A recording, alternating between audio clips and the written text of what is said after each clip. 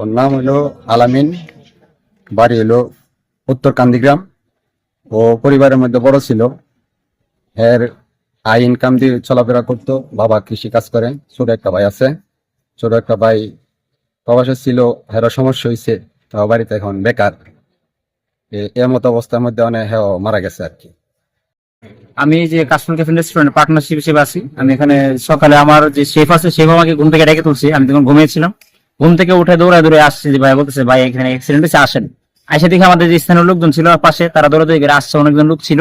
তখন এসে দেখি যে নসিমন চালক ছিল, এই ওর নিয়ন্ত্রণ হারায় খাদে পড়ে গেছে। খাদে পড়ে যাওয়ার পরে ট্রাক এবং উনি একটা তাল গাছের সাথে চাপ খায়া স্পট ডেথ, সাথে সাথে মারা গেছে। নাকি অ্যাক্সিডেন্ট করে মারা গেছে। শোনার পরে আমরা আইলাম আর দেখলাম যে এই অবস্থা নয়, যে সে একবারে চাপা গায়া রক্ত রক্ত অবস্থা, রাস্তার সাইডে পড়ে গেছে। এই অবস্থার মধ্যে আমরা পাইলাম আর কি। ডেকোরেশন কাজে, ওয়াজ প্যান্ডেলে, ওয়াজ মাহফিলে এই কাজ করতো। এই কাজে 8-10 বছর ধরে এখন জড়িত। তো আসছে দেখছি সবাই, ওনার আইন মতে আমরা সিস্টেম করতে দিই। ওরা আর কথাবার্তা আমরা যেতেছি আর কি। আমরা লাস্টটা নিয়ে বাইক নিয়ে যেতে চাই। বাঁশগাড়ি এলাকায় একটা রোড অ্যাক্সিডেন্টের সংবাদ পাই। পরে আমরা সংবাদ পাই, তাৎক্ষণিক আমরা এখানে আসি। আইসা দেখতে পাই যে আলামিন নামে একজন লোক, বয়স 26।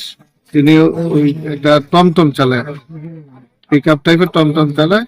উনি ওয়াজ মাহফিলের ডেকোরেশনের মালামাল নিয়ে যাইতেছিল।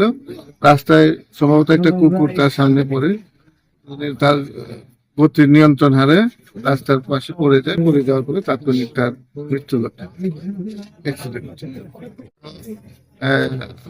হাসপাতালে নেওয়া হচ্ছে। ডাক্তারের মতামত নিয়ে পরবর্তীতে আমরা আইনগত ব্যবস্থা নেব।